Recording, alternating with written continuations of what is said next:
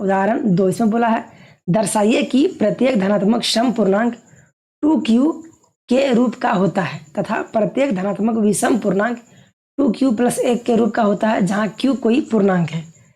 तो इसको हम क्या करेंगे, पहले हम मानेंगे, उसके बाद इसको हम सॉल्व करेंगे। तो हम इसको चलिए सॉल्व करते हैं। तो यहाँ हम लिखते हैं माना ये कोई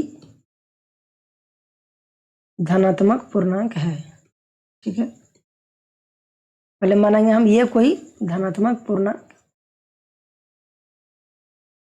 और b को हम मानते हैं 2 क्योंकि 2q के रूप का है तथा b बराबर 2। ये हम मान लिए कि ये कोई धनात्मक पूर्णांक है और b बराबर 2 मान लिए। अब क्या करेंगे, यहाँ लिखेंगे यूक्लिड विभाजन प्रमेय से, एल्गोरिथम उतना लंबा हो जाएगा। तो यूक्लिड विभाजन प्रमेय से तो सूत्र क्या होता है, ये बराबर BQ प्लस R होता है। ठीक है, तो यहाँ लिखेंगे जहां R बराबर 0 या 1 होगा, 2 तो नहीं होगा क्योंकि B से कम होगा, जब भी होगा R बराबर B से कम होगा तो ये 0 या 1 आएगा। अब क्या करेंगे, अब हम इसको ऐसे सॉल्व करेंगे।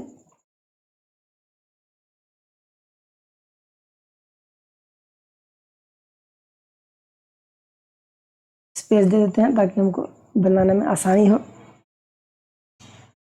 यहाँ हो गया R बराबर 0 या 1।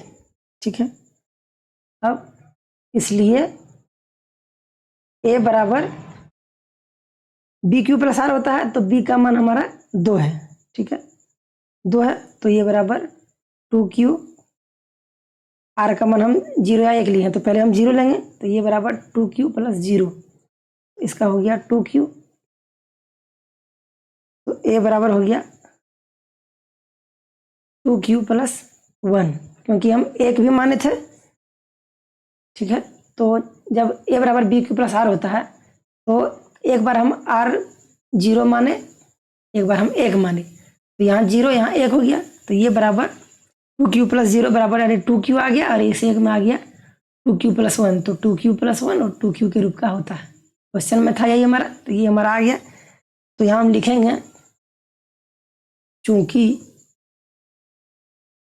2Q एक धनात्मक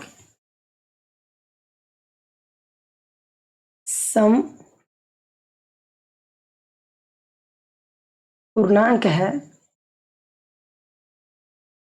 क्योंकि यह 2 से पूर्णतः विभाजित होता है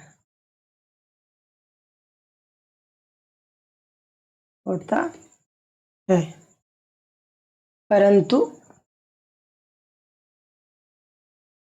2Q प्लस 1 एक धनात्मक विषम पूर्णांक है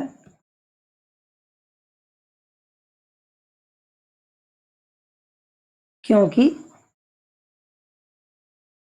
यह 2 से पूर्णतः विभाजित नहीं होता है।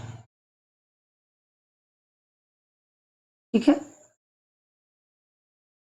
ये हो गया हमारा प्रूव्ड, ये हमारा सत्यापित हो गया। तो यही हो गया, देखिए 2Q तो 2 जो है यह धनात्मक सम पूर्णांक इसीलिए है धनात्मक सम पूर्णांक क्योंकि 2 जो है 2 से पूर्णतः विभाजित हो जाता है, लेकिन 2Q प्लस 1 है, प्लस 1 आ गया तो वह धनात्मक विषम पूर्णांक है तो कभी भी यह विभाजित नहीं होगा।